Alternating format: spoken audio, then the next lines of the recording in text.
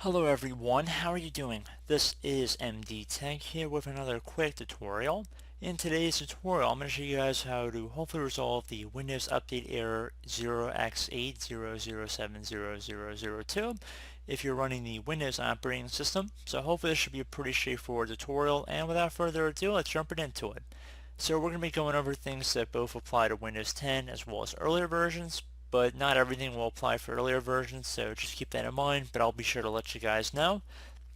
So we're going to jump into it, and the first thing we're going to do is start by opening up the start menu, and this will apply for Windows 10 here, and that would be to just type in troubleshoot. Actually, it will apply for earlier versions too. It'll look pretty similar, so if you go underneath best match troubleshoot, if you're on Windows 7, there will be a list of different troubleshooting utilities you can use as well. Windows 10 looks a little bit different. So underneath Get Up and Running, we're going to go underneath Windows Update, resolve problems that prevent you from updating Windows, and then left click on Run the Troubleshooter. It's going to start checking for problems here, so just be patient.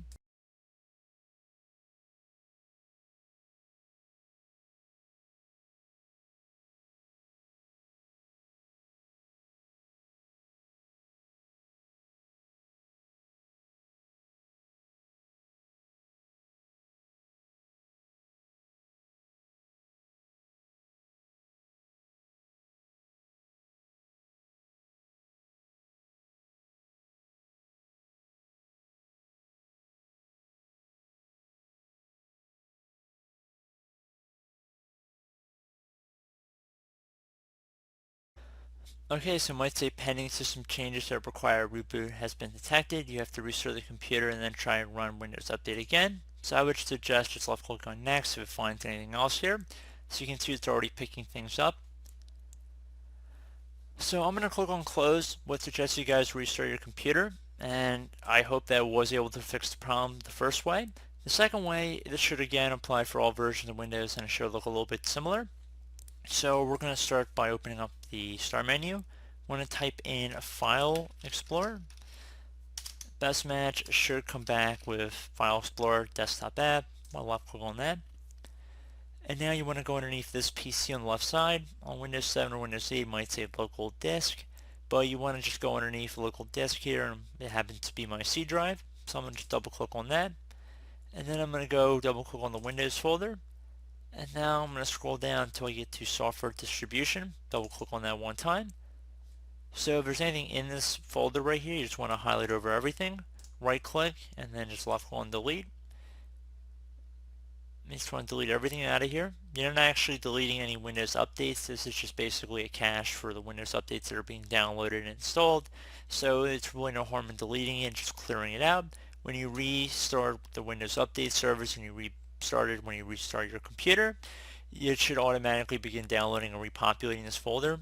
So if you get anything that says this action can't be completed, just left click on skip, and you can also do this for all current items as well. So you probably won't be able to delete everything in this specific folder, but you want to get pretty close, and hopefully that should have resolved the issue as well. So again, restart your computer. Hopefully that has resolved the problem. Now if you're still experiencing problems, I would suggest going and opening up the start menu and type in services. Best match should come back with services right above desktop app. Just want to left click on that one time to open it up. And once the services are open, you want to go down to the Background Intelligent Transfer Service, double click on it.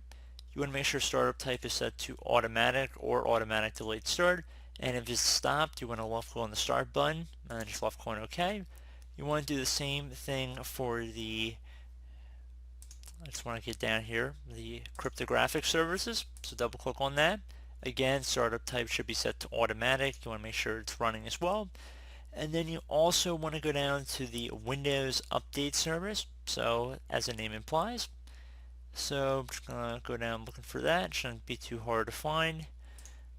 Double click on that. Again, startup type, you want to set that to automatic. You want to start it. And apply and OK. And hopefully that should have resolved your problem. Again, restart your computer. There's been a few restarts involved in this process, but I feel like that's not too much to ask for. So I do hope this brief tutorial was able to help you guys out, and as always, thank you for watching, and I do look forward to catching you all in the next tutorial. Goodbye.